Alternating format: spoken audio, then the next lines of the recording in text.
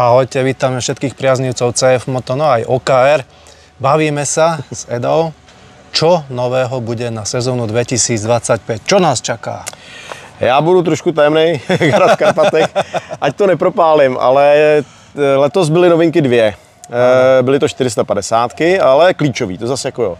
No příští rok bude motorkových novinek 6 u nás, 6. Takže to je poměrně velký číslo. Můžu asi říct, že to bude od 125, což je u nás novinka. Můžete se těšit, si myslím, už dneska večer. Jako prototyp. Byl ukázaný u nás i na výstavě, vlastně ten koncept nádherný, takže z toho konceptu můžete vycházet.